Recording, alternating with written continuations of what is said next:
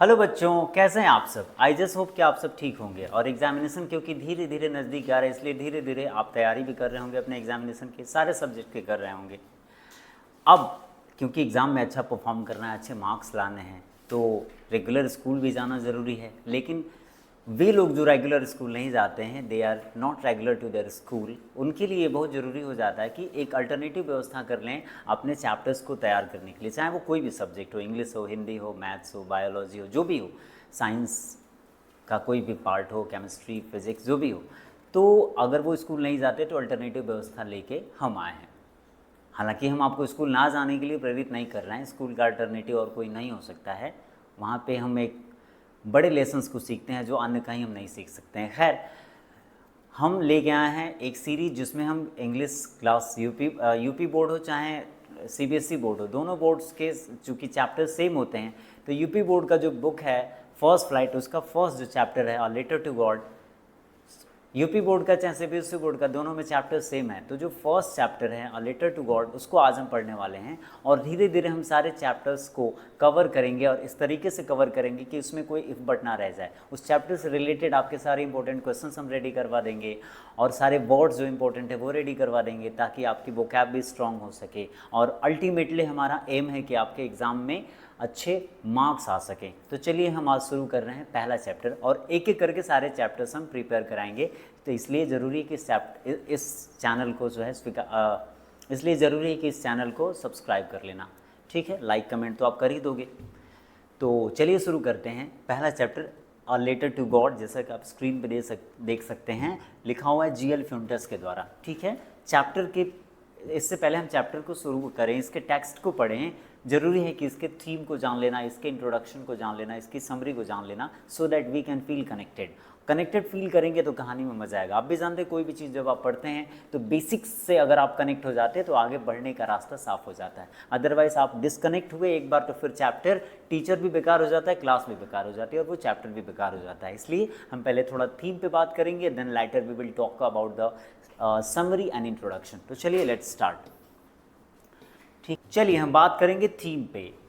तो थीम मतलब होता है विषय वस्तु। विषय वस्तु क्या है, इस चैप्टर में क्या चीज़ें बताई गई हैं। तो देखिए पढ़ते हैं थीम को पहले। द लेसन डेमोन्स्ट्रेट्स, डेमोन्स्ट्रेट्स का मतलब होता है शो, दिखाना, व्यक्त करना, दिखाना। द लेसन डेमोन्स्ट्रेट्स 3 पॉइंट्स, ये 3 बातें बताता है। कौन कौन सी बातें हैं समझ लेना है। It demonstrates लैंचो state fast, state fast का मतलब होता है दृढ़, दृढ़, दृढ़ यानी स्ट्रॉन्ग कह सकते हैं हम यहाँ पे, स्ट्रॉन्ग। लैंचो के स्ट्रॉन्ग कॉन्फिडेंस इन गॉड, पहला चीज़ क्या दिखाता है ये चैप्टर, ये लेसन, कि लैंचो का जो है विश्वास गॉड में कितना ज़्यादा स्ट्रॉन्ग है ना। दूसरा है his trust is confirmed bye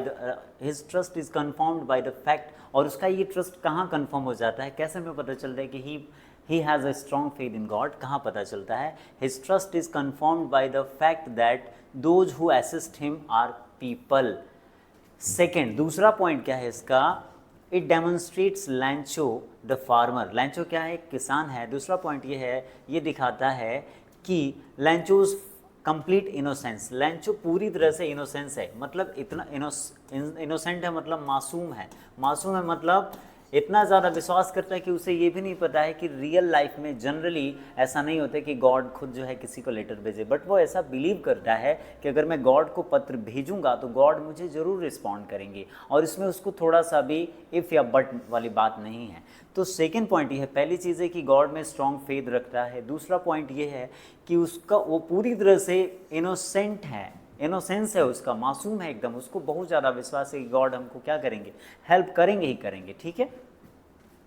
thirdly, तीसरा पॉइंट क्या है, द लेसन इलस्ट्रेट्स, इलस्ट्रेट्स का मतलब होता है व्यक्त करता है, दैट इवन चैरिटी माइट, तीसरा पॉइंट जो ये है कि चैरिटी का मतलब क्या होता है, चैरिटी का मतलब होता है दान। तीसरा पॉइंट है चैरिटी। तो कह रहा है कि charity might go unnoticed at times, कि कभी कभी ऐसा हो सकता है कि आप दान करें और उसको कोई अप्रिसिएट ना करे, उसको कोई ध्यान ही ना दे, उसको कोई देखे ही ना। तो देयर आर 3 पॉइंट्स। पहला पॉइंट क्या है कि लैंचो has great faith in God. Second point है कि लैंचो पूरी तरह से इनोसेंट है। वो बिल्कुल वो आपका लॉ से रिलेटेड इनोसेंस वाली बात नहीं करे कि निर्दोष है। यहाँ पे बात हो रही कि पूरी तरह से इनोसेंट है, मतलब गॉड में बहुत ज़्यादा विश्वास करता है, और इतना ज़्यादा विश्वास करता है कि थोड़ा सा भी इफ़ बट नहीं, गॉड उसकी हेल्प करेंगे ही करेंगे, इस बात में कोई संशय नहीं है। ठीक है। और तीसरा पॉइंट क्या है कि कभी कभी चैरिटी क्या होती है, अननोटिस चली जाएगी, मतलब उस पर कोई ध्यान नहीं देगा। आप कभी दान करें और उस पर कोई ध्यान ही ना दे, और दान के बदले कुछ ना कुछ इंसान तो एक्सपेक्ट ज़रूर करता है। अगर आप अच्छे काम कर रहे हैं तो आप उसको जो है एक्सप्रेसली बोले ना बोलें, लेकिन एक अंदर से तो ये रहता है कि मैं अच्छा काम कर रहा हूँ तो मेरे साथ भी अच्छा होने वाला है। ठीक है। तो यहाँ पे है कि इसमें ये चीज़ हो जाती है, सिचुएशनल आयरनी वाली स्थिति यहाँ पे हो जाती है कि कभी कभी चैरिटी यानी दान करते हैं और वो अननोटिस्ड चली जाती है। नॉट ऑलवेज, लेकिन कभी कभी, एट टाइम्स मतलब होता है कभी कभी। You might not receive any recognition, यानी मान्यता होता है। वही जो बात मैंने बताई कि आप एक्सपेक्ट करेंगे कुछ अच्छा काम करते समय, चाहे दान हो चाहे किसी की हेल्प हो, तो you might not receive any recognition for your kindness and giving. कभी कभी ऐसा हो सकता है कि आप किसी अच्छे कार्य के लिए, अपनी दयालुता के लिए आपको कोई अप्रिसिएशन ना मिले, आपके दान के लिए, आपके दयालुता के लिए, आपके अच्छे कार्य के लिए आपको कभी कभी कोई अप्रिसिएशन, कोई रिकॉग्निशन ना मिले। यहाँ रिकॉग्निशन का मतलब होगा मान्यता। मान्यता मतलब तारीफ कह सकते हैं, तारीफ, कोई आपको एक्सपेक्टेड रिजल्ट ना मिले। ठीक है। इसलिए बहुत ज़रूरी है कि दान सही जगह पे किया जाए। ठीक है। आगे बढ़ते हैं। ऑन द अदर हैंड, वहीं दूसरी ओर, people can mistake you for a bunch of crook. कभी ऐसा नहीं है, देखो पहली चीज़ तो ये है कि आप दान करेंगे तो दान करने के बाद आप जो एक्सपेक्ट करते हैं वो होगा नहीं, वो अननोटिस चला जाएगा। लेकिन कभी कभी the situation gets one step ahead. वो क्या होता है कि आपको उस दान के बदले जो है कुछ उल्टा ही आपको बैकफायर हो जाए, मतलब कुछ आपको नुकसान हो जाए। आपने दान किया और उसका नुकसान हो जाए। हालांकि स्टोरी में कुछ ऐसी बात बताई गई है। ठीक है। आपने दान किया, अच्छा काम किया, और उसका क्या हो जाए, नुकसान हो जाए। ठीक है। The story include situational irony. मैंने अभी बात की थी सिचुएशनल आयरनी। सिचुएशनल आयरनी में क्या होता है कि आप कोई काम करते हैं और एक्सपेक्टेड रिजल्ट जो होता है वो ना होकर कुछ उल्टा ही हो जाता है। आपने किसी की हेल्प की and you are expecting a thanks, you know क्या बोलते हैं, you are expecting a gratitude from that person. ठीक है। कृतज्ञता का आप एक उम्मीद कर रहे हैं, लेकिन ऐसा नहीं होता। वो व्यक्ति हो सकता है आपको थप्पड़ मार दे। मतलब एक हाइपोथेटिकल एग्जांपल लेते हैं कि आपने किसी की हेल्प की, वो थप्पड़ क्यों मारेगा, बट ऐसा कभी कभी हो सकता है एग्जांपल देने के लिए कि वो आपको गाली दे दे। ठीक है। अच्छा, एक जोक की बात करते हैं। मान लीजिए किसी को आपने रोड पार करा दिया। मान लीजिए किसी को आपने, एक जोक की बात करते हैं, मान लीजिए किसी को आपने रोड क्रॉस करा दिया। ठीक है। और वो आपको गालियाँ दे रहा है। ठीक है। अगर आप किसी को रोड क्रॉस करा दे रहे हैं तो वो आपको थैंक यू बोलेगा, ऐसा आप उम्मीद करते हैं, लेकिन वो आपको क्या कर रहा है, गालियाँ दे रहा है। मान लीजिए हो सकता है वो रोड क्रॉस ना करना चाहता और आपने उसको क्या किया हो, ज़बरदस्ती रोड क्रॉस कराया, तो वो गाली देगा। खैर ये तो रही जोक की बात, जोक्स अपार्ट। लेकिन कभी कभी स्टोरी के माध्यम से बताया गया है कि जब आप किसी की हेल्प करते हैं और आप जो एक्सपेक्ट करते हैं, कभी कभी रिजल्ट उल्टा आ जाता है। ठीक है। यहाँ इस स्टोरी में ऐसा ही हुआ है। ठीक है। इसी को जब काम करके आप जो रिजल्ट एक्सपेक्ट करते हैं, जो कॉन्सिक्वेंस आप एक्सपेक्ट करते हैं, अगर वैसा ना होता है, कुछ उल्टा ही हो जाता है, बिल्कुल अनएक्सपेक्टेड हो जाता है, तो उसको हम कहते हैं सिचुएशनल आयरनी होता है। ठीक है। The story include situational irony as to what is expected by the post master. इस स्टोरी में देखिए, जैसा कि मैंने आपको बताया कि स्टोरी में एक सिचुएशनल आयरनी है। The story include situational irony. Situational irony इसमें एज टू, जैसे कि as to what is expected by the post master and post office employees. जैसे कि जो कुछ भी एक्सपेक्ट किया जाता है post master and post office employees out of their act of charity, जो वो काम करते हैं। इस स्टोरी में आगे बताऊंगा क्या काम करते हैं। जो वो काम करते हैं और जो कुछ भी वो एक्सपेक्ट करते हैं डज नॉट हैपन, वो नहीं होता है। फॉर एग्जाम्पल, वो कहानी का जो प्रोटागोनिस्ट है, जो मेन कैरेक्टर है, उसकी हेल्प करते हैं और वो हेल्प के बदले वो चाहते हैं कि हमें एक डायरेक्टली या इनडायरेक्टली एक तारीफ मिले, लेकिन ऐसा नहीं होता है। That is called situational irony. But backfires, बल्कि उल्टा ही कुछ हो जाता है, उनको गालियाँ सुननी पड़ जाती हैं। तो ये हो गया आपका सिचुएशनल आयरनी। और ये जो इनका प्रोग्राम है, जो इनकी एक्सपेक्टेशन है, जो इनका एक्ट है, वो बैक फायर हो जाता है, वो काम क्या होता है, बिगड़ जाता है। लैंचो एंड्स अप जजिंग, क्या बिगड़ता है, लैंचो जो कहानी का प्रोटागोनिस्ट है, मेन कैरेक्टर है, Lencho ends up judging them to be a bunch of crook. Lencho उनको चोर कह देता है, कहता है कि ये धूर्त का एक ग्रुप है। बंच ऑफ क्रूक से मतलब धूर्तों का एक गैंग है, धूर्तों का एक समूह है, जबकि उसको थैंक यू बोलना चाहिए, because the post office employees including the post master and the postman, all the three had helped him. So they were expecting a thanks or gratitude, a feeling of gratitude, a message of gratitude, but they did not receive that. तो इसी को कहते हैं situational irony. तो ये रही बात theme की, ठीक है ना, ये तो बात रही थीम की। अब हम आगे बढ़ते हैं, चैप्टर से थोड़ा सा इंट्रोडक्शन कर लेते हैं। हालांकि काफ़ी चीज़ें आपको इसी थीम से समझ में आ गई होंगी। आगे बढ़ते हैं, देखिए इंट्रोडक्शन की बात करते हैं। इंट्रोडक्शन में क्या है, the story a letter to God by G.L. Fuentes revolves around the idea of having questionable belief in something. ठीक है, the story is set in a Latin American country. Story कहाँ सेट है, Latin American country में set है। Lencho the farmer, Lencho क्या है, हमें क्या पता चलता है, Lencho is a farmer, innocent farmer है, who has great faith in God. Who is the protagonist, अच्छा प्रोटागोनिस्ट मैं आपको बता दूँ, प्रोटागोनिस्ट क्या होता है। प्रोटागोनिस्ट किसी भी कहानी में, किसी भी कहानी का, छोटी कहानी हो बड़ी कहानी हो, जो उसका पॉजिटिव कैरेक्टर होता है और जो मेन कैरेक्टर होता है उसी को कहते हैं प्रोटागोनिस्ट। जो फिल्मों में, जैसे फिल्म है प्रोटागोनिस्ट, ठीक है, जो फिल्म होती है उसका जो हीरो होता है वो क्या हो जाता है, प्रोटागोनिस्ट होता है। और जो नेगेटिव कैरेक्टर है, जो विलन है फिल्म में, जिसको हम गुंडा बोल लेते हैं, वो क्या हो जाता है, एंटागोनिस्ट हो जाता है। क्या बोलते हैं उसको, एंटागोनिस्ट, ANTAGONIST, वो होता है बेटा एंटागोनिस्ट। आई होप कि आपको चैप्टर समझ में आ रहा होगा, एक भी डाउट रहने नहीं दूंगा, सारे के सारे डाउट्स रिमूव ऑफ करके जाऊंगा, ठीक है। तो प्रोटागोनिस्ट कौन होता है, किसी भी कहानी का जो मेन पॉजिटिव कैरेक्टर होता है, जैसे फिल्मों का हीरो हो गया, जो अच्छे काम करता है वो प्रोटागोनिस्ट, जो खराब काम करता है वो होता है एंटागोनिस्ट, ठीक है। द स्टोरी, तो लैंचो कौन, एक किसान है और कहानी का प्रोटागोनिस्ट है। Writes a letter to God, भगवान को एक पत्र लिखता है। क्यों लिखता है, ये तो चैप्टर की कहानी की बात है। Seeking help from the Almighty, Almighty God को बोलते हैं। और क्यों पत्र लिखता है, भगवान से मदद की गुहार करता है, मांगता है। After discovering his entire crop yield destroyed by a devastating, devastating मतलब बर्बाद करने वाला, हेलस्टोर्म, हेलस्टोर्म मतलब ओलो आ रहा, तूफान, बारिश, जिसमें तूफान आ रहा है, बारिश आ रही है, ओले गिर रहे हैं और सारी फसल खराब हो जाती है। जब लैंचो की पूरी फसल खराब हो जाती है तो वो क्या करते हैं, भगवान को पत्र लिखता है कि भगवान मुझे कुछ पैसे हम नहीं बोलेंगे, हालांकि हमारे देश की कहानी नहीं है, तो हम, मुझे कुछ मदद के लिए कुछ क्या चाहिए, कुछ धन चाहिए, कुछ है ना, रिचार्ज चाहिए।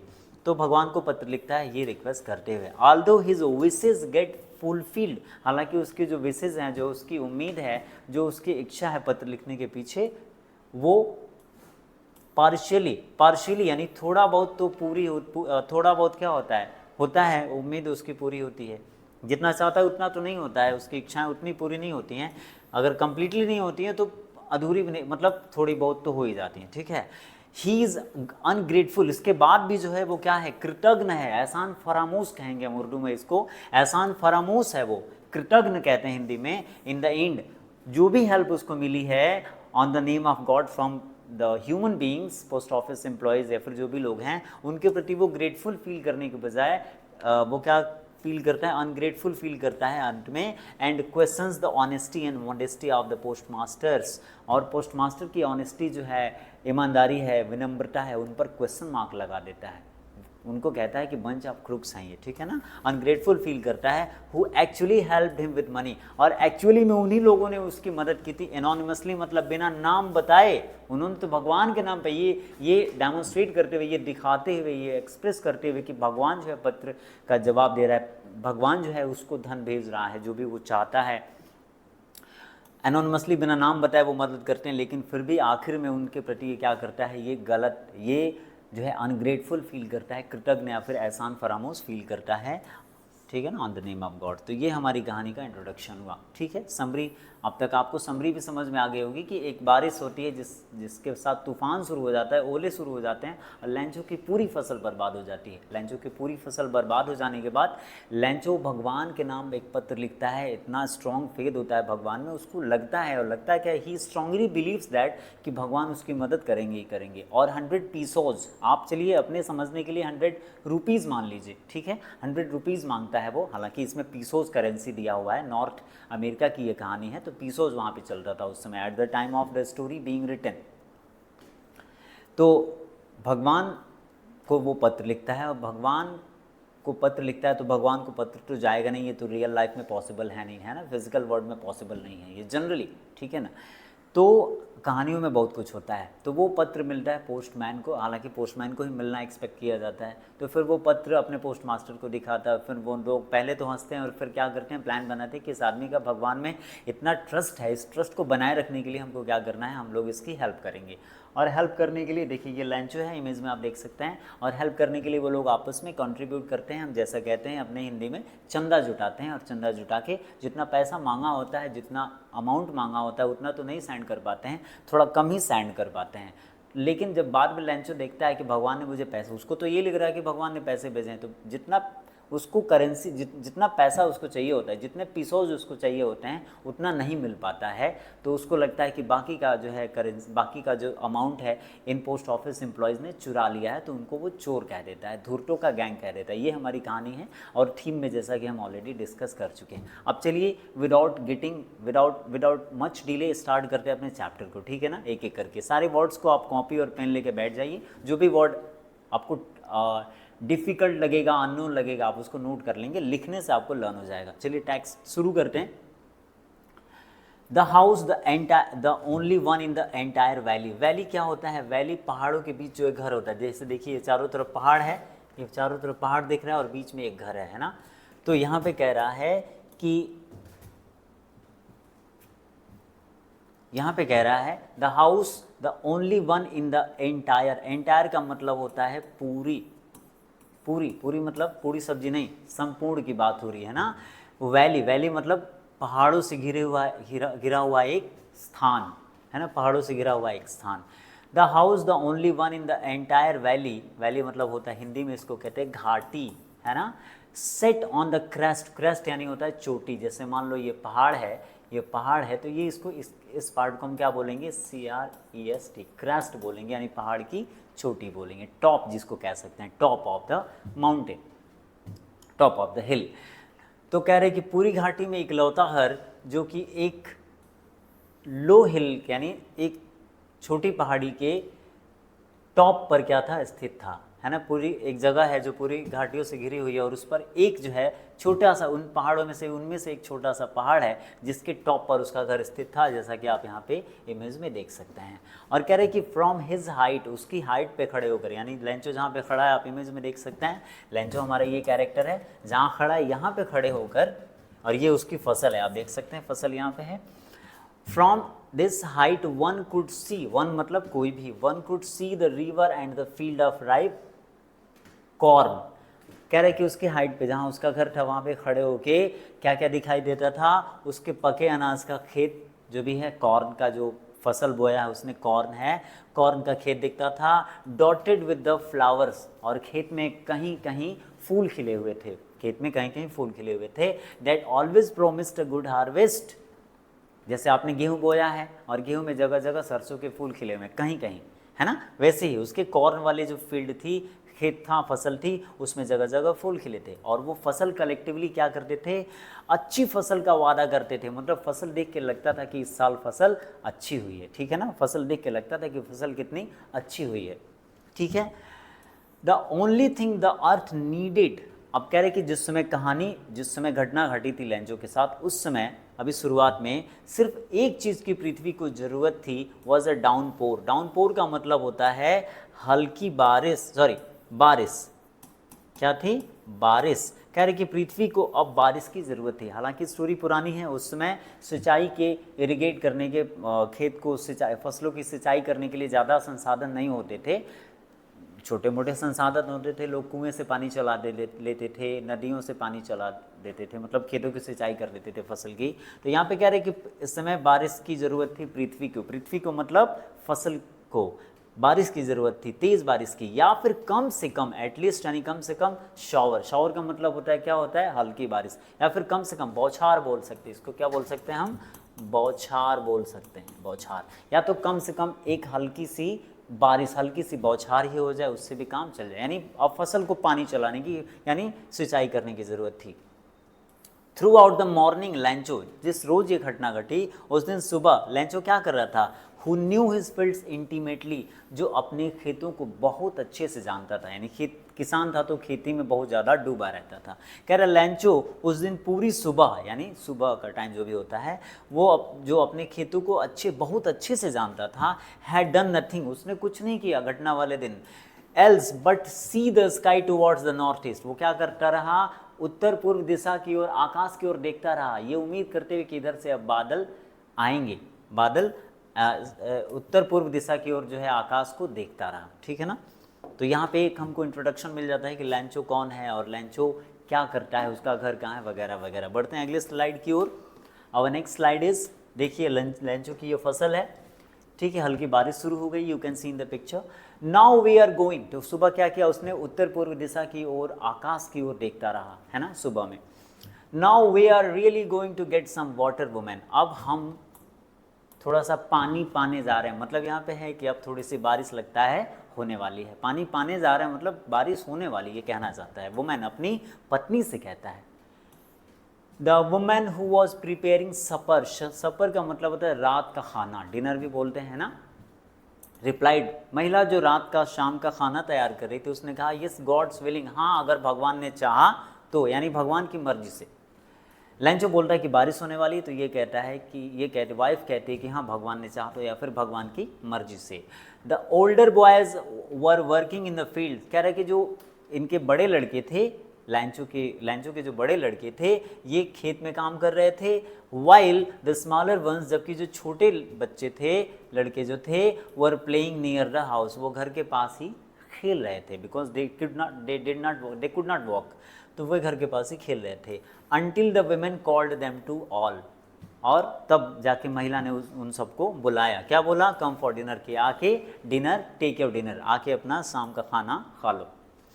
It was during the meal time, वे सब अभी मील का मतलब होता है फूड, वे सब अपना खाना अभी खा ही रहे थे। दैट जस्ट लैंचो हैड प्रिडिक्टेड का मतलब होता है, क्या होता है, फोरटेल, FORETALE। अब आप कहेंगे फोरटेल का मतलब क्या होता है, भविष्यवाणी करना, आगम कहना, आगे क्या होने वाला है, ये कुछ ऐसा कुछ कह देना।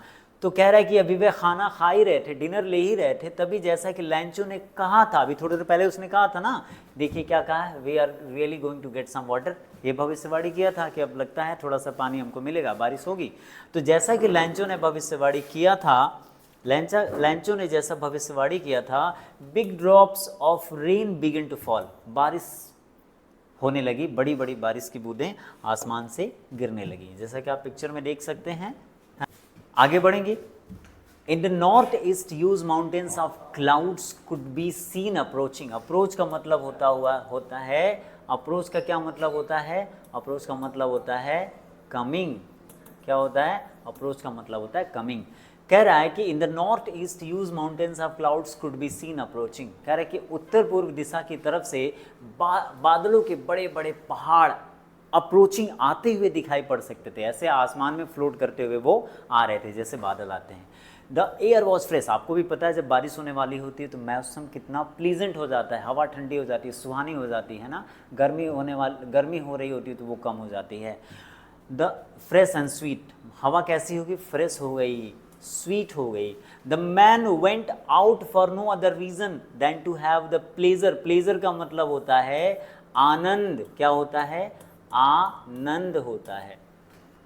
बारिश होने लगी और उत्तर पूर्व दिशा में आसमान की तरफ से, उत्तर पूर्व दिशा की ओर से आसमान में बादल की बड़ी बड़ी बूंदें आती हुई दिखाई दे रही थी। The air was fresh and sweet, हवा ताज़ी और अच्छी हो गई। The man went out for no other reason, कह रहे कि आदमी वो बाहर चला गया, ये देख सकते हैं आप इमेज में, ये बारिश हो रही है और लैंचो अपने खेत में खड़ा है, ठीक है। The man went out for no other reason than to have the pleasure, यानी आनंद of feeling of the rain on his body, और वो आदमी यानी लैंचो की बात हो रही है, वो भी बारिश की बूंदों का आनंद अपने शरीर पर लेने के लिए चला गया, यानी बारिश में थोड़ा भीगने चला गया। बारिश में भीगना किसको किसको पसंद है, आप कमेंट बॉक्स में लिखेंगे। These aren't raindrops falling from the sky, अब वो खुशी के मारे कहता है, now he is making a comparison known as metaphor, metaphor में चीज़ों को दूसरे नाम से बुला दिया जाता है। तो वो कहता है कि ये बारिश की बूंदें नहीं हैं, ये कहता है these aren't rain drops falling from the sky, जो आसमान से गिर रही हैं ये बारिश की बूंदें नहीं हैं, दे आर न्यू कॉइन्स। उनको क्या कह रहा है, बारिश की बूंदों को कह रहे हैं नए सिक्के हैं, यानी मेटाफर यूज़ हुआ है। अगर आप मेटाफर नहीं पढ़े हैं, ये एक प्रकार का अलंकार होता है, तो आप इस चैनल पे एक अलंकार वाली वीडियो पढ़ी है, फिगर ऑफ स्पीच या लिटरेरी डिवाइस, आप उसको देख सकते हैं। तो कह रहे कि आसमान से जो गिरने वाली बूंदें हैं ये बूंदें नहीं हैं, ये नए सिक्के हैं। The big drops are 10 cent pieces, जो बड़ी बूंदें हैं ये 10 सेंट के, सेंट यानी करेंसी है एक, जैसे हमारे यहाँ रुपया पैसा होता है वैसे वहाँ करेंसी जो है करेंसी है सेंट होती है। तो कह रहे कि ये बारिश की बूंदें जो हैं, बड़ी वाली बूंदें 10 सेंट के सिक्के हैं, और द लिटिल वंस आर 5, और जो छोटी बूंदें हैं वो 5 सेंट के सिक्के हैं। ठीक है, now he is making a direct comparison known as metaphor. बारिश की बूंदों को खुशी में कहता है कि ये, जैसे गांव में आपने सुना होगा बारिश होती है तो जो किसान होता है वो अक्सर कमेंट करता है, अगर आप गांव से बिलोंग करते हैं तो आप समझ पाएंगे, वो अक्सर कमेंट करता है कि ये अमृत बरस रहा है। वो बारिश की बूंदों को क्या कहता है, बारिश को अमृत कहता है। तो वैसे लेंचो यहाँ पे क्या कह रहा है, कह रहा है कि ये सिक्के गिर रहे हैं आसमान से, बारिश की बूंदें नहीं है। बड़ी वाली बूंदें 10 सेंट की हैं और छोटी वाली बूंदें 5 सेंट की हैं। तो इसी के साथ हम बढ़ते हैं अगले स्लाइड पे। कह रहा है with a steadfast expression, with a satisfied expression, एक संतुष्टि भरी निगाह के साथ ही regarded the field of ripe corn with its flower, उसने अपने अनाज के खेत को जिसमें जगह जगह फूल भी खिले थे उसको बड़ी संतुष्टि भरे भाव के साथ देखा। मतलब संतुष्टि इसलिए क्योंकि बारिश हो रही थी और फसलों को बारिश की ज़रूरत थी, तो उसकी ज़रूरत पूरी हो रही थी। तो एक संतुष्टि भरी निगाह से उसने अपने फूलों वाले उस खेत को देखा, कॉर्न वाले खेत को देखा। ड्रैप्ड, ड्रैप्ड का मतलब होता है कवर्ड, COVERED, कवर्ड यानी लिपटे हुए। ड्रैप्ड इन अ कर्टन, कर्टन का मतलब क्या होता है बेटा, पर्दा होता है। क्या होता है, पर्दा, पर्दा है, पर्दा गाना सुना है। Draped in a curtain of rain, और उस फूलों वाले यानी अपने अनाज के खेत को देखा जिसमें जगह जगह फूल भी खिले थे। वो क्या थे, कर्टन ऑफ रेन, बारिश के पर्दे में वो लिपटा हुआ था। यानी इतनी घनी बारिश हो रही थी कि बारिश की बूंदों को जो कलेक्टिवली उसको क्या लग रहा है, पर्दा है। तो कह रहे बारिश के पर्दे में वो लिपटी हुई थी उसकी फसल जिसमें फूल भी थे। बट सडनली, लेकिन विपत्ति आ गई, देखो। But suddenly strong wind began to blow, तेज हवा बहने लगी। अचानक हल्की हल्की बारिश हो रही है, मज़ा आ रहा है, सब कुछ ठीक ठाक चल रहा है। अचानक कहानी में ट्विस्ट आ गया और ब्लो, स्ट्रॉन्ग विंड, तेज हवा चलने लगी। And along with the rain, और बारिश के साथ वेरी लार्ज हेलस्टोन्स, बड़े बड़े ओले गिरने लगे। बिगिन टू फॉल, बड़े बड़े ओले गिरने लगे। इस इमेज में आप देख सकते हैं ये जो छोटी छोटी चीज़ें ये दिख रही है ना, ये ओले हैं, है ना, ओले हैं। ये ज़मीन पे भी गिरा हुआ है, जगह जगह आप देख सकते हैं। अभी शुरुआत हुई, बड़े बड़े ओले गिरने लगे। दीज ट्रूली, अब यहाँ लेखक जो है हमारा GL फ्यूंटस, वो मजा लेते हैं। वो कहते हैं कि these truly did resemble, resemble मतलब होता है समान दिखना। क्या होता है, समान दिखना, मतलब एक जैसा दिखना। ये क्या कहते हैं, अभी लेंचो ने कहा था कि बड़ी वाली बूंदें 10 सेंट के और छोटी वाली बूंदें 5 सेंट के सिक्के हैं। लेखक कहते हैं कि अब जो ओले गिर रहे थे ये न्यू सिल्वर कॉइन्स, ये नए चांदी के सिक्कों जैसे लग रहे थे। क्या कह रहा है, नए चांदी के सिक्कों जैसे लग रहे थे। The boys exposing themselves to the rain, और लड़कों ने अपने आप को बारिश में खुला छोड़ दिया था। Rain out to collect the frozen pearls, जो बारिश में जो बच्चे भी नहा रहे थे, बाप तो नहा रहा था, बच्चे भी क्या कर रहे थे, बारिश में भीग रहे थे। तो जैसी ओले बड़े बड़े गिरना शुरू हुआ, उनको कहता है लेखक वो फ्रोजन पॉल्स थे, जमी हुई मोतियाँ थे, मोती, जमी हुई मोती थे। बच्चे उनको उठाने दौड़ पड़े। आप ये रिलेट कर पाओगे, आपने अगर कभी जो है बर्फ़ गिरता हुआ देखा है, मतलब ओले गिरते हुए देखे हैं, तो आप भी उनको इकट्ठा करके गिलास वगैरह में रखते होंगे, है ना। वैसे बच्चे उनको जमी हुई मोतियों को यानी ओलों को उठाने दौड़ पड़े, वे भी बारिश में भीग रहे थे। ठीक है, तो आगे बढ़ते हैं। आई होप कि आपको सारे चैप्टर्स ये सारा टैक्स समझ में आ रहा है। आगे कहते हैं it's getting really bad now, अभी तो अच्छा चल रहा था, अब लेंचो कहता है कि अब बहुत बुरा हो रहा है। क्या कहता है लेंचो, कहता है कि it's really getting bad now, अब बहुत बुरा हो रहा है। एक्सक्लेम्ड द मैन, एक्सक्लेम्ड मतलब चीखा, यानी चीख के बोला, जोर से बोला कि अब बहुत बुरा हो रहा है, क्योंकि उसकी फसल बर्बाद हो रही थी। कहता है I hope it passes quickly, मैं उम्मीद करता हूँ कि ये जल्द ही बंद हो जाएगा, यानी ओले गिरना जल्दी ही बंद हो जाएंगे। It did not pass quickly, लेकिन ऐसा नहीं हुआ। It did not pass quickly, ऐसा हुआ नहीं। For an hour the hell rained on the house, कह रहे 1 घंटे तक जो हेल स्टोन्स थे यानी ओले जो थे वो गिरते रहे। कहाँ कहाँ? घर पर, गार्डन में, हिल साइड पहाड़ी पर, द कॉर्नफील्ड उसके कॉर्न फील्ड पे यानी उसके खेत पर, फसल पर, ऑन द होल वैली, और पूरी वैली में गिरते रहे, है ना। हालांकि डायरेक्ट द होल वैली वो बोल सकता था, लेकिन यहाँ पे लेखक जो है एक इमेज क्रिएट करना चाहता है हमारे आपके दिमाग में कि चारों तरफ जो है क्या हो रहा था, ओले गिर रहे थे। द फील्ड वॉज वाइट, आप देख सकते हैं उसका पूरा का पूरा फील्ड इमेज में आप देख सकते हैं पूरी की पूरी फील्ड उसकी वाइट हो गई है। और किस चीज़ से वाइट हुई है? ओलों से वाइट हुई है, जो कि वाइट कलर के होते हैं। The field was white as if covered with salt, पूरा का पूरा खेत आप इमेज में देख सकते हैं कि सारी की सारी फसल बर्बाद हो गई और पूरा का पूरा खेत जो है सफ़ेद हो गया है। As if covered with salt, मानो कि नमक की एक चादर बिछ गई हो, आप देख सकते हैं इमेज में, है ना। पूरी वैली पर बर्फ गिर रहे हैं। तो the field was white as if covered with salt, पूरी की पूरी वैली सफ़ेद ऐसे हो गई मानो कि नमक की चादर बिछ गई हो। Not a leaf remained on the tree, remained मतलब बना रहा, किसी भी पेड़ पर, यहाँ पत्ते की बात, तो मतलब जो भी पेड़ हैं, पौधे हैं, जो भी है, किसी भी पेड़ पर कोई पत्ता, फसल हो चाहे पेड़ हो, पौधा हो, जो भी हो, छोटा पौधा बड़ा पौधा, एक पत्ता नहीं बचा। The corn was totally destroyed, ये पूरी की पूरी जो है कॉर्न की जो फील्ड है पूरी तरह से क्या हो गई? बर्बाद हो गई। आपको पता है बड़े बड़े ओले गिरेंगे तो क्या होगा। बढ़ते हैं अगले स्लाइड को। The flowers were gone from the plants, जो फूल थे, पत्ते थे, सब कुछ गायब हो गए। फूल जो है पौधों से गायब हो गए, मतलब ओलों की चोट से नीचे गिर गए। Lencho's soul was filled with sadness, Lencho की आत्मा पूरी तरह से क्या हो गई? दुख से भर गई। लैंचो बहुत दुखी हो गया।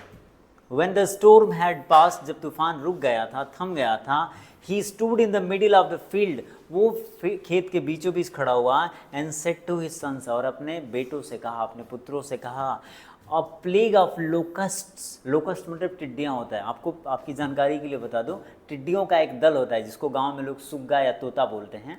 तोता तो खैर अलग होता है, लेकिन सुग्गा बोलते हैं जो फुदकता है। तो टिड्डियों का एक दल आता है जो फसलों का दुश्मन होता है, एक पूरे खेत में पड़ जाएगा, बहुत ढेर सारी संख्या में आते हैं और वो पूरे फसल को का रस चूस के उनको बर्बाद कर देते हैं। तो कह रहा है उनको प्लेग ऑफ लोकस्ट, उनका जब आक्रमण होता है, मतलब जब वो आते हैं तो उनको उनके प्लेग ऑफ लोकस्ट बोला जाता है, उनकी झुंड को। अ plague of locust would have left more than this, तो लैंचो कह रहे हैं कि तूफान ने तो कुछ भी नहीं छोड़ा, बिल्कुल ओलों ने तो कुछ भी नहीं छोड़ा, सब बर्बाद कर दिया। अगर एक टिड्डियों का एक हमला भी होता हमारी फसल पे, हमारी कॉर्न फील्ड पे, तो बहुत सारी फसल बच जाती, काफ़ी ज़्यादा बच जाती, लेकिन ओलों ने तो कुछ भी नहीं छोड़ा। The hell has left nothing, ओलों ने तो कुछ भी नहीं छोड़ा है, बिल्कुल एक दाना नहीं छोड़ा है, सारी की सारी फसल बर्बाद हो गई। टिड्डियों का अगर दल आता तो इससे ज़्यादा छोड़ के जाता, कितना भी नुकसान करता। तो this year we will have no corn, इस साल हमारे पास कोई भी कॉर्न नहीं होगा। That night was a sorrowful one, वो रात बड़ी दुखदाई थी।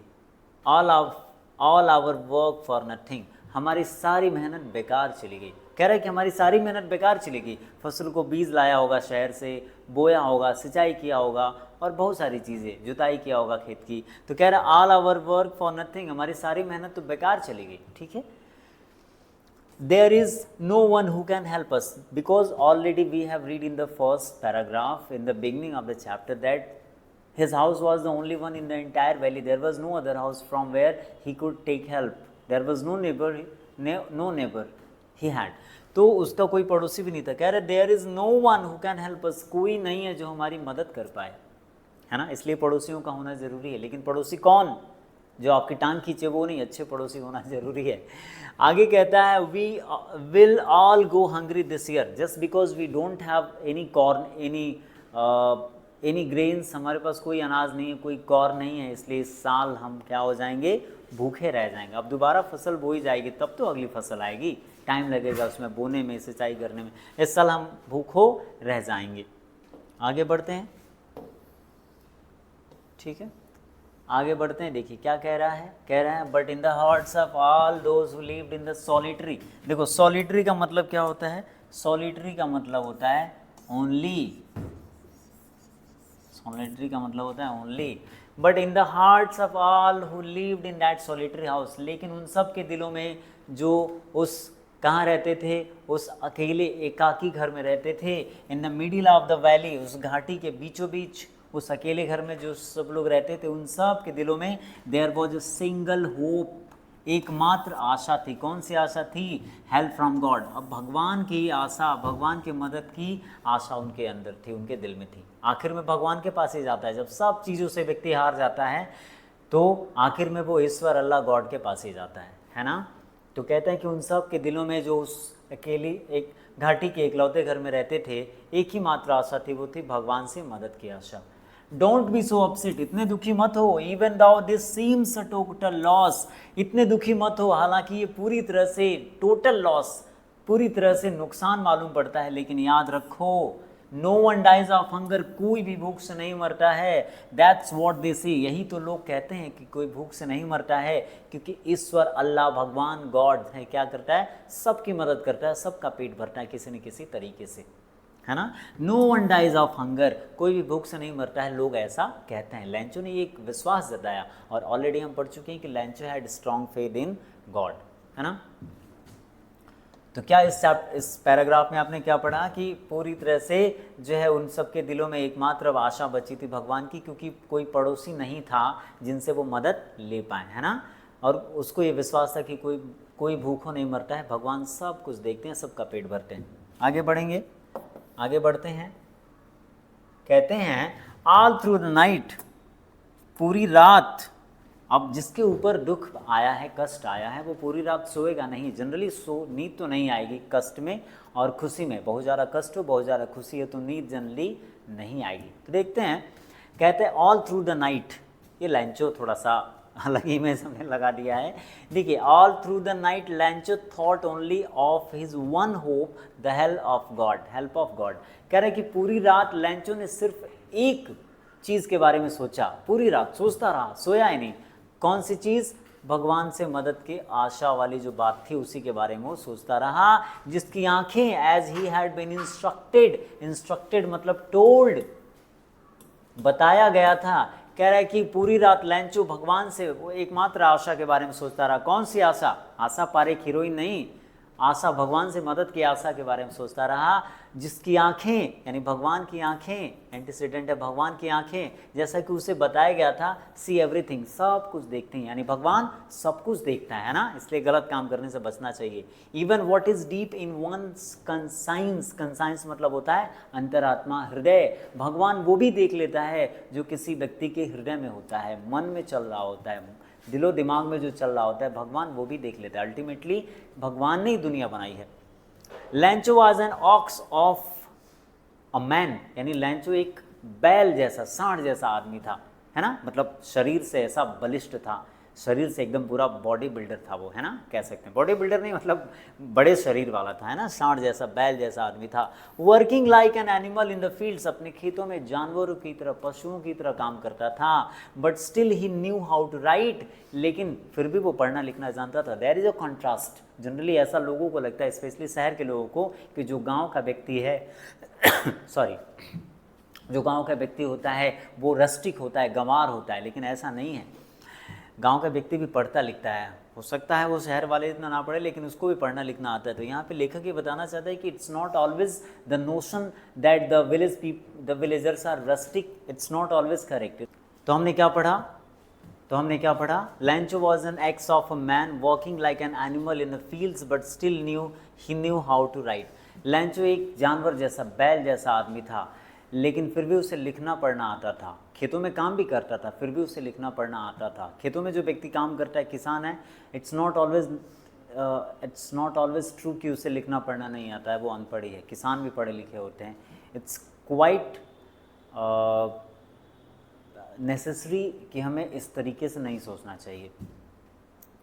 The following Sunday at daybreak, अगली सुबह या अगले रविवार को, यानी कि जो रविवार आया, एट डे ब्रेक का मतलब तड़के सवेरे, he began to write a letter, वो उसने एक पत्र लिखना शुरू किया, which he himself would carry to town, जिसे वो खुद ही शहर को ले जाएगा, and place in the mail box और उसे पोस्ट करेगा। ठीक है, एक लेटर लिखना शुरू किया। The whole story revolve around this letter. ठीक है, कैसा लेटर था ऑलरेडी हम डिस्कस कर चुके हैं, बट हम अब यहाँ टेक्स्ट के थ्रू डिस्कस कर रहे हैं। It was nothing less than a letter to God, और ये भगवान के नाम लिखा गया पत्र उससे बिल्कुल किसी प्रकार से कम नहीं था, यानी पत्र ही भगवान को एड्रेस था, उनके एड्रेस पे लिखा हुआ था, भगवान को पत्र लिखा गया था। सोचो भगवान को पत्र लिख रहा है। We don't have this kind of faith. आगे बढ़ेंगे, अगला हमारा है, क्या लिखा था उसने लेटर में, देखिए जरा।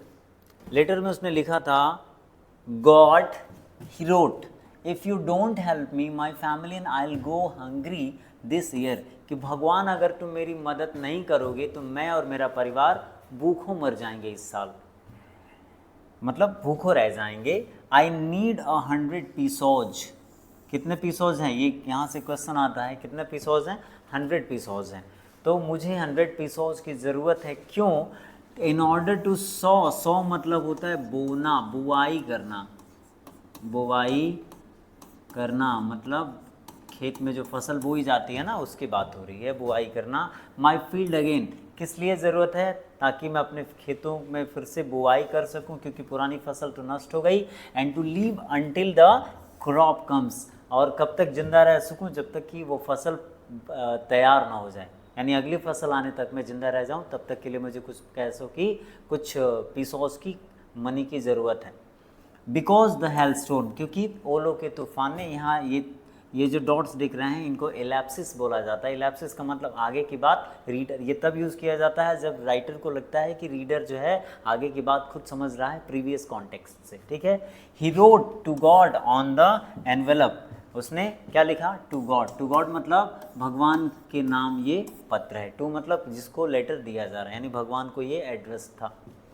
पुट द लेटर इनसाइड, और एनवलप में उस लेटर को रखा। स्टिल ट्रबल्ड, परेशान था क्योंकि प्रॉब्लम तो सॉल्व हुई नहीं थी। वेंट टू टाउन, और वो शहर चला गया।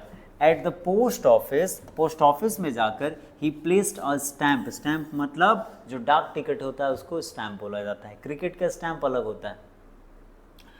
पोस्ट ऑफिस जाकर उसने एक स्टैम्प लिया और ऑन द लेटर लगाया, टिकट लगाया, एंड ड्रॉप्ड इट, और इसको क्या कर दिया, पोस्ट कर दिया। ड्रॉप कर दिया मतलब पोस्ट कर दिया इनटू द मेल बॉक्स, मतलब पत्र लिखा जो घर पे लिखा था उसे ले गया पोस्ट ऑफिस, उस पर टिकट लगाई और उसको पोस्ट कर दिया। ठीक है, टिकट लगाना इसलिए ज़रूरी होता है कि आपके पत्र को भेजने की जो सर्विस है उसका चार्ज टिकट के रूप में सरकार आपसे ले लेती है। ठीक है, फ्री में तो आपका काम करेगी नहीं। आगे बढ़ते हैं, अगला क्या है, देखिए यहाँ पे ये हमारे पोस्ट मास्टर हैं जो हंस रहे हैं। टू गॉड, टू गॉड जो लेटर जो है लाइंचो ने लिखा है भगवान के नाम पे, ये देख के ये हंस रहे हैं और बाकी सारे एम्प्लॉयज़ भी हंस रहे हैं। और ये कहानी में है, देखते क्या होता है। वन ऑफ द एम्प्लॉयज़ कहता है, one of the employees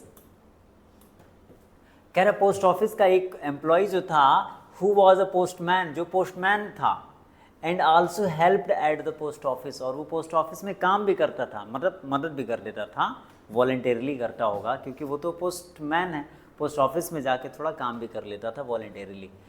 went to his boss, और उसको ये पत्र मिला, मतलब पत्र पेटिका से तो पत्र वही निकालेगा ना, फिर छांटेगा अलग अलग एरियाज़ के हिसाब से, जो उसको छांटबीन करेगा अलग अलग एरियाज़ के हिसाब से, एड्रेस जैसा लिखा होगा कि ये लेटर इस एरिया का है, तो उसको ये पत्र मिला। जब एड्रेस उसने देखा कि भगवान के नाम पे पत्र लिखा हुआ है, तो उसने वो पत्र क्या किया, वेंट टू हिज बॉस, अपने बॉस के पास गया जब उसको लेटर मिला, लाफिंग हंसता हुआ, हार्टली, लाफिंग हार्टली मतलब खूब हंसता हुआ, and showed the him the letter to God, और उसे भगवान को लिखा गया पत्र दिखाया, भगवान जो लाइंचो ने लिखा था भगवान को भेजने के लिए।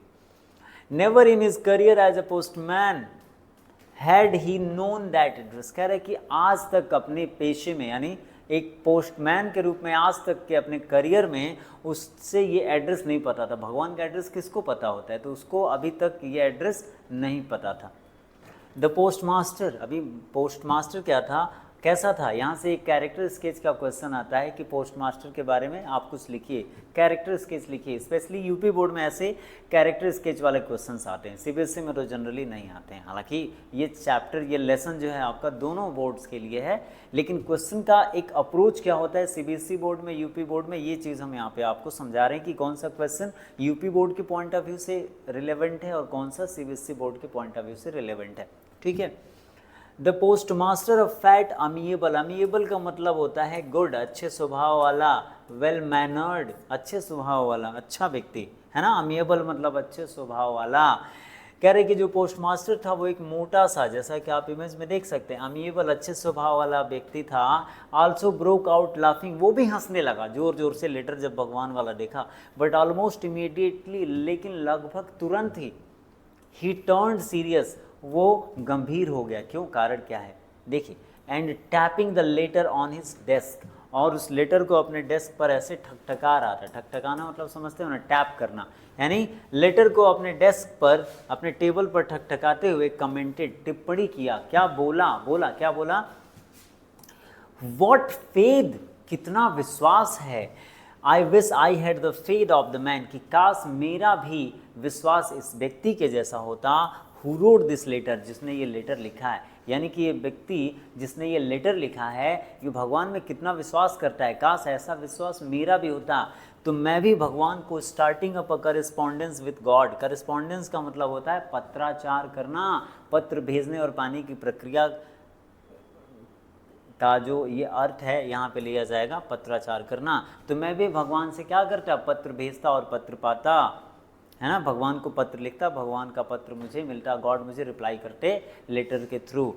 तो इस वाले स्लाइड में हमने क्या सीखा कि जब लेटर जो है लैंचो ने पोस्ट ऑफिस में, पोस्ट बॉक्स में, जो मेल बॉक्स है उसमें पोस्ट कर दिया, तो उसको किसने पाया, उसको किसे मिला, पोस्टमैन को मिला। पोस्टमैन ने जब देखा कि ये लेटर गॉड को लिखा गया तो वो हंसने लगा और बॉस को अपने दिखाया, मास्टर को। पोस्ट मास्टर भी हंसने लगा, लेकिन उससे तुरंत ही रियलाइज़ हुआ कि ये गलत है। वो बहुत सीरियस हो गया और उसने बोला कि कितना इस व्यक्ति का विश्वास है भगवान में, काश मेरा भी विश्वास ऐसा होता तो मैं भी भगवान को पत्र लिख पाता। ठीक है, आगे बढ़ेंगे।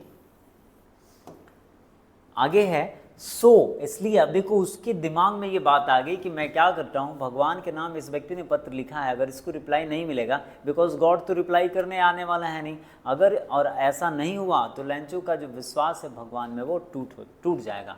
तो let's do a good work, चलो एक काम करते हैं, लेटर का आंसर करते हैं।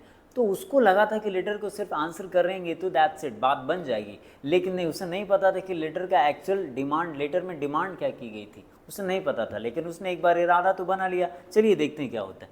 सो in order not to shake the writer's faith in God, ताकि भगवान में उस व्यक्ति का विश्वास न टूटे, बना रहे, the postmaster came up with an idea. Postmaster के दिमाग में एक विचार आया, उसने एक बात सोची। क्या सोचा, आंसर द लेटर। क्या सोचा कि पत्र का जवाब दो, तभी तो भगवान में उसका विश्वास बना रहेगा, अदरवाइज टूट जाएगा। But when he opened it, लेकिन जब उसने पत्र खोला, what happened, it was evident. Evident का मतलब हो जाएगा क्लियर, CLEAR, क्लियर मतलब स्पष्ट। क्या हो जाएगा, स्पष्ट। लेकिन जब उसने खोला तो it was evident that to answer it, इसका जवाब देने के लिए he needed something more than goodwill, कि उसको किसी चीज़ की ज़रूरत थी। किस चीज़ की, यानी सद्भावना से ज़्यादा, स्याही से ज़्यादा, पेपर कागज़ से ज़्यादा भी किसी चीज़ की ज़रूरत थी।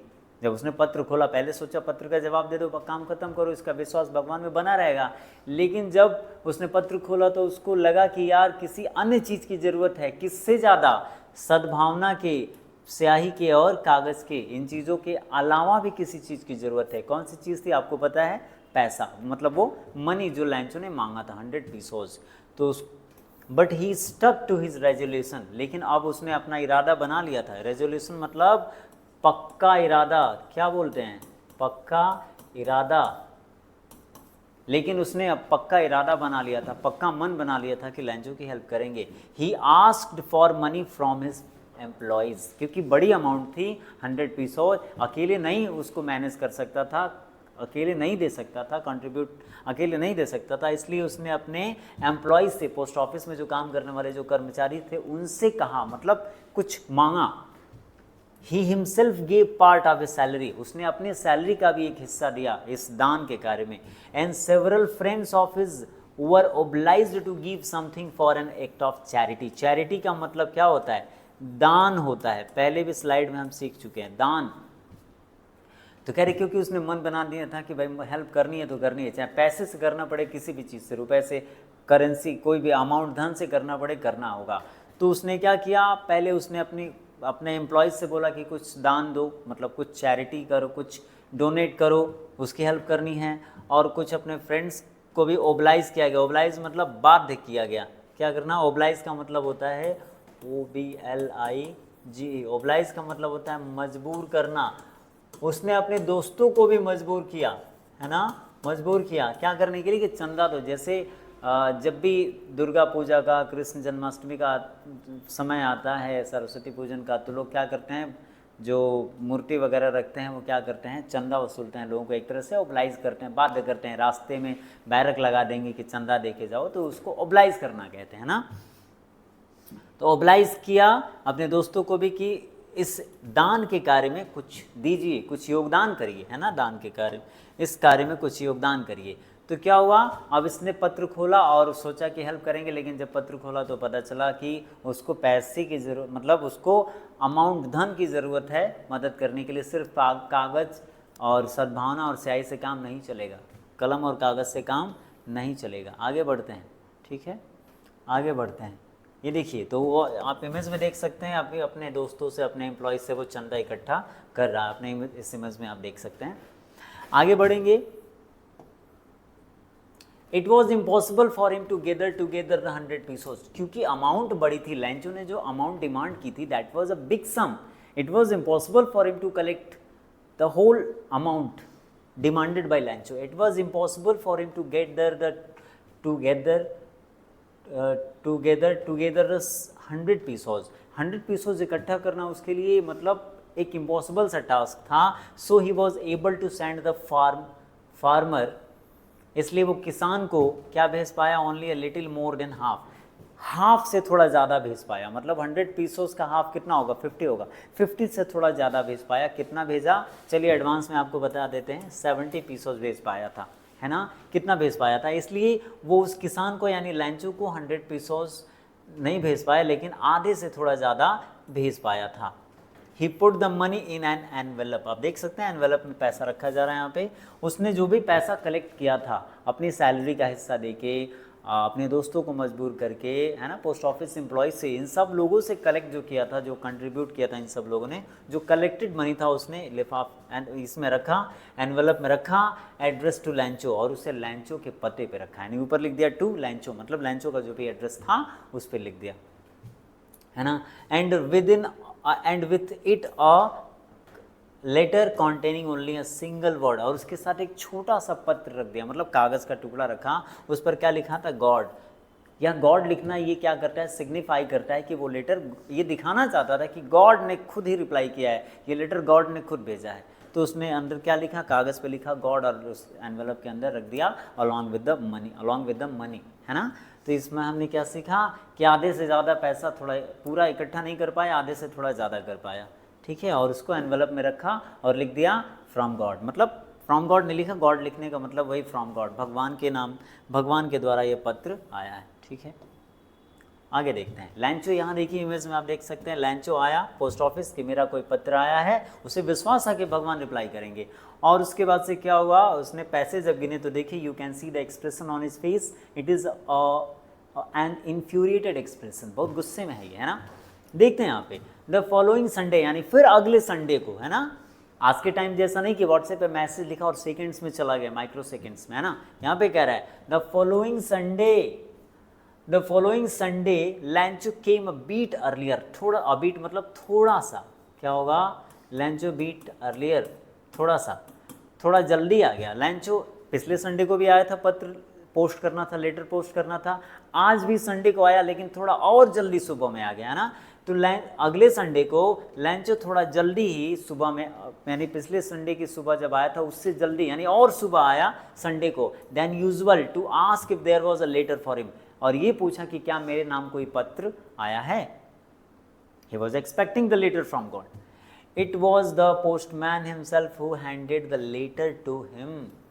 कह रहा है कि ये पोस्टमैन ने खुद उसको वो पत्र ले जाके दिया, जो आप समझ रहे हैं किस पत्र की बात हो रही है, जो पत्र इन्होंने बनाया था, है ना, जो एनवेलप में पैसे रखे थे वो वाला। तो पोस्टमैन ने खुद उसको ले जाके दिया। वाइल द पोस्ट मास्टर, जबकि जो पोस्ट मास्टर है ये देखिए पीछे खड़ा है, ये देख रहा है कि इसका रिएक्शन क्या होगा। And he and other post office employees were expecting कि ये कुछ गुड रिस्पॉन्ड करेगा, है ना, क्योंकि इन्होंने अच्छा काम किया था। कह रहा है पोस्टमैन ने तो लेटर उसके हाथ में दे दिया, जो पोस्टमास्टर था एक्सपीरियंसिंग द कॉन्टेंटमेंट। कॉन्टेंटमेंट का मतलब होता है बेटा संतोष, संतोष यानी संतुष्टि कह सकते हैं, संतुष्टि, संतुष्टि। तो कह रहे हैं जबकि पोस्टमैन ने तो लेटर दे दिया, जबकि जो पोस्ट मास्टर था वो एक ऐसे व्यक्ति का अनुभव कर रहा था, एक ऐसे व्यक्ति जैसे व्यक्ति के संतोष का अनुभव कर रहा था, who has performed a good deed, जिसने कोई अच्छा काम किया हो। वो एक संतोष का अनुभव कर रहा था कि उसने कुछ अच्छा काम किया है, और ऐसा अनुभव करते हुए looked on from his office, अपने ऑफिस से देख रहा था बैठे बैठे लैंचो का रिएक्शन क्या होने वाला है। एंड ऑफ कोर्स वो अच्छा रिएक्शन क्या कर रहा था, एक्सपेक्ट कर रहा था, ठीक है। और पोस्ट मास्टर भी ऐसा ही कुछ पोस्टमैन ऐसा ही कुछ कर रहा होगा, और पोस्ट ऑफिस एम्प्लॉयज़ जो थे वो भी ऐसा ही कुछ एक्सपेक्ट कर रहे होंगे, है ना, होंगे कि ये कुछ अच्छा रिस्पॉन्ड करेगा हमारे प्रति, आभार जैसा कुछ चेहरे पे इसके आएगा, है ना। तो ये सारी चीज़ें हुई। लंच, तो इस स्लाइड में हमने क्या पढ़ा, इस स्लाइड में हमने पढ़ा कि लंचो पोस्ट ऑफिस आया, संडे को थोड़ा जल्दी आ गया पिछले संडे से, और उसने अपने नाम आया हुआ कोई पत्र पूछा कि कोई पत्र आया मेरे नाम पे, तो पोस्टमैन ने उसको उसका पत्र दिया, और जो पोस्ट मास्टर था वो अपने ऑफिस से देखता रहा कि इस व्यक्ति का रिएक्शन क्या होगा। And he was experiencing the contentment of a person, जिसने कोई महान काम किया हो, जिसने कोई अच्छा काम किया हो। तो ऑफकोर्स उसने अच्छा काम किया था, है ना। आगे बढ़ेंगे, आगे कहता है लैंचो showed not the slightest. Slightest का मतलब होता है थोड़ा सा, थोड़ा सा भी, तनिक सा भी, क्या कहेंगे, तनिक सा भी। लैंचो showed not the slightest surprise on seeing the money. अच्छा सोचो, आपने भगवान को क्या किया, पत्र भेजा, भगवान को पत्र भेजा, और भगवान को पत्र भेजने के बाद भगवान ने पत्र का जवाब भी दे दिया आपको, उसने, भगवान ने रिप्लाई कर दिया, तो आपको कैसा लगेगा। आप तो सरप्राइज़ के मारे पागल हो जाएंगे, आप पागल हो जाएंगे। लेकिन लैंचो ने थोड़ा सा भी, तनिक सा भी सरप्राइज़ व्यक्त नहीं किया जब उसने क्या देखा, वो मनी देखी, जो मनी भगवान ने भेजा था। मतलब आप समझ रहे हैं किसने भेजा था। थोड़ा सा भी उसको सरप्राइज़ नहीं हुआ कि ये मनी जो है भगवान ने भेजा है। सच वॉज हिज कॉन्फिडेंस, उसका ऐसा विश्वास था, उसका ऐसा विश्वास था। यहाँ पे सच कौन सा पार्ट्स ऑफ स्पीच है, क्या ये एडजेक्टिव है या फिर ये प्रोनाउन है, आप मुझे कमेंट बॉक्स में लिखेंगे। I will be waiting for your answer. उसका ऐसा विश्वास था, कॉन्फिडेंस का मतलब विश्वास होता है। बट ही बीकेम एंग्री, लेकिन वो नाराज हो गया। नाउ सी, यहाँ पे सिचुएशनल आयरनी है। जिन लोगों ने मदद की वो कुछ थैंकफुलनेस का एक्सपेक्टेशन रखते थे, लेकिन यहाँ पे कुछ उल्टा हो गया। लेकिन वो नाराज हो गया when he counted the money, लेकिन जब उसने वो मनी गिना तो वो नाराज हो गया। Now he is thinking God could not have made a mistake, कि भगवान गलती नहीं कर सकता। Nor could he have denied, denied मतलब मना किया, मना किया, और ना ही भगवान ने मना किया होगा व्हाट ही हैड रिक्वेस्टेड, जो उसने मांगा था। लैंचो ने जो भी मांगा था, लैंचो सोच रहा है, पैसे गिना नाराज हो गया, क्योंकि सोच रहा है वो सोच रहा है कि भगवान ने गलती किया नहीं होगा, क्योंकि वो भगवान है, गलती कर नहीं सकता। और सेकेंड थिंग, और उसने मना भी नहीं किया होगा, मैंने जितना अमाउंट उससे मांगा था 100 पीसेस, तो मना भी नहीं किया, तो भगवान ने गलती की नहीं है और मना किया नहीं, इसका मतलब क्या है, कुछ गड़बड़ है। आगे कहता है immediately Lencho went up to the window to ask for paper and ink. अब उस टाइम पे बॉल पॉइंट पेन तो हुआ नहीं करते थे, बॉल पॉइंट पेन तो हुआ नहीं करते थे, वो इंक वाली पेन हुआ करती थी, नीब वाली। तो कह रहे कि लैंचो ने क्या किया, लैंचो वहाँ खिड़की पर विंडो पर पोस्ट ऑफिस में पेपर और इंक मांगने गया, मतलब पेपर और इंक मांगने गया ताकि लिख सके, ठीक है। On the public writing table, जो सार्वजनिक, आप जब पोस्ट ऑफिस अगर आप गए होंगे तो आपने देखा होगा वहाँ पे एक पब्लिक टेबल होता है जिसपे सब लोग बैठ के, मतलब जिसको भी लिखना होता है, ज़रूरत होती है, वो कुछ लिख रहा होता है ना। तो कह रहा पब्लिक राइटिंग टेबल पर ही स्टार्टेड टू राइट, उसने फिर से लिखना शुरू किया। He started writing another letter, उसने फिर से लिखना शुरू किया। With much wrinkling on his brow, अपने ये जो भौहें थी उस पर और ज़्यादा बल डालते हुए क्या किया, और ज़्यादा मतलब सीरियसनेस दिखाते हुए लिखना शुरू किया। अब ये जो much wrinkles on his bro का मतलब, ये देखिए, ये जो हिस्सा होता है बॉडी का, ये फेस का, ये आंखों के ऊपर वाला जो हिस्सा होता है, इसको हम कहते हैं ब्रो, BROW, ब्रो, इसको आईब्रोज बोला जाता है। और ये जो ये लकीरें माथे पर देख रहे हैं, इनको हम बोलते हैं रिंकल्स, है ना, इनको बोलते हैं रिंकल्स, ठीक है। तो कह रहे कि वो बहुत ज़्यादा सीरियस होकर लिख रहा था, तो ऐसे मतलब माथे पर बल पड़ गए, है ना, भौहें ऐसे ऊपर उठ गई, माथे पर बल पड़ गए, तो उस प्रकार से सीरियस होकर वो लिख रहा था। क्यों ऐसी सीरियसनेस कहाँ से आ रही थी? कास्ड बाय द अफॉर्ट्स, वो जो लिखने में प्रयास कर रहा था उस लेटर को, अपने आइडियाज़ व्यक्त करने में जो अपने आइडियाज़ व्यक्त करने के लिए जो लेटर लिखने में प्रयास कर रहा था, वो क्या हो रहा था, यानी कि वो जो लेटर लिख रहा था उसमें अपने विचारों को व्यक्त करने के लिए जो एफर्ट्स डाल रहा था, उससे उसके माथे पर बल पड़ गए। He was too much serious, है ना। तो ये कह रहा है फिर से, तो यहाँ पे स्लाइड में हमने पढ़ा कि उसने पैसा देखा, कोई जो है उसको सरप्राइज नहीं हुआ, और उसके बाद से जब पैसे गिना उसने तो उसको गुस्सा आ गया, है ना, उसको गुस्सा आ गया। फिर से उसको लगा कि यार भगवान पैसे देने से मना नहीं करेगा, भगवान तो भगवान है, और उसने गलती किया नहीं होगा, मतलब कुछ तो गड़बड़ है यहाँ पे, है ना, लगता है पोस्ट ऑफिस एम्प्लॉयज़ ने कुछ किया है। ये सब सोचते हुए फिर से उसने पत्र लिखना शुरू किया, और इस बार पत्र लिखते हुए वो इतना सीरियस था कि माथे पर बल पड़ गए उसके। आगे बढ़ेंगे, कहता है when he finished he went to the window. जब व्हेन ही फिनिश्ड का मतलब हो जाएगा जब उसने पत्र लिखना ख़त्म कर लिया, यानी पत्र लिख लिया जब उसने, he went to the window to buy a stamp, तो फिर से एक टिकट खरीदने गया। आपको पता है कि टिकट क्यों खरीदना ज़रूरी है। विच ही लिक्ड, जो उसने थूक लगाया, एंड चाटा मतलब जीभ से, then affixed to the envelope with a blow of his fist. Blow मतलब होता है चोट, ब्लो का मतलब होता है चोट, लिक्ड मतलब चाटा, जीभ से चाटा, है ना। और यहाँ फिस्ट का मतलब होता है मुक्का। क्या होता है? मुक्का, मुट्ठी जिसको कहते हैं, मुट्ठी, मुट्ठी, है ना।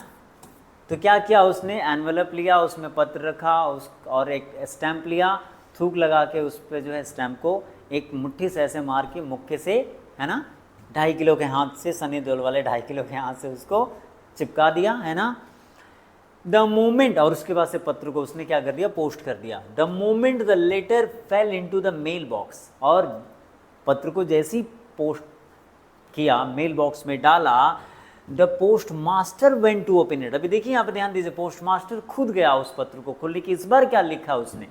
Because he also was very much eager, very much curious कि इसका रिएक्शन क्या है। तो रिएक्शन उसने बोल के नहीं दिखाया था, चेहरे पर तो कुछ अलग गुस्सा दिख रहा था। लेटर में लिखा क्या है? The post master was very much curious, inquisitive to know कि रिएक्शन क्या है। कह रहा है it said went to open it, उस पोस्ट मास्टर उसको तुरंत खोलने चला गया। इट सेड, पत्र में लिखा था, गॉड, देखो पत्र में क्या लिखा था, कंटेंट समझ लेते हैं। God of the money that I ask for only 70 pesos reached me, जो पैसा मैंने मांगा था आपसे उसमें से सिर्फ 70 पीसोज मुझे मिले हैं। सेंड मी द रेस्ट, जो बचा हुआ है, कितना बचा था? 100, ये 30 पीसोज बचा था, है ना। तो सेंड मी द रेस्ट, मुझे बाकी का बचा हुआ पैसा, मतलब नॉट पैसा, पीसोज भेज दो। Since I need it very much, क्योंकि मुझे इस पीसोज की, इस अमाउंट की बहुत ज़्यादा ज़रूरत है। But don't send it to me through the mail, लेकिन इस बार मुझे मेल से मत भेजना, यानी कि चिट्ठी में मत भेजना, एनवेलप में मत भेजना। Because the post office employees are bunch of crooks, क्योंकि जो पोस्ट ऑफिस के जो कर्मचारी हैं ये चोरों का, मतलब चोर नहीं, धूर्तों का समूह है, धूर्तों का झुंड है, लैंचो। और यहाँ पे here we come to the end of the chapter. तो यहाँ पे देखिए एक सिचुएशनल आयरनी एग्जिस्ट करती है कि पोस्ट ऑफिस एम्प्लॉयज़ ने क्या किया?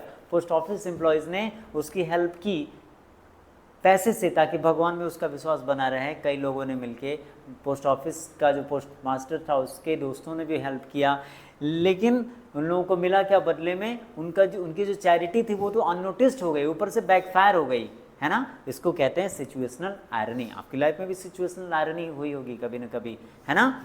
तो अगर आपकी लाइफ में ऐसे कोई सिचुएशनल आयरनी हुई है तो please write in the comment box, I will be waiting for your answers, है ना। तो यहाँ पे हमारा चैप्टर ख़त्म होता है, एंड आई जस्ट होप कि ये चैप्टर आपको बहुत ज़्यादा हेल्प करने वाली है आपके फोर्थ कमिंग एग्ज़ाम्स में। आप इसको यहाँ तक देखने आए हैं तो इसके लिए मैं बोलना चाहूँगा थैंक्स फॉर वॉचिंग। और इस वीडियो में इतना ही, मिलते हैं अगले वीडियो में अगले चैप्टर में, तब तक के लिए थैंक यू वेरी मच।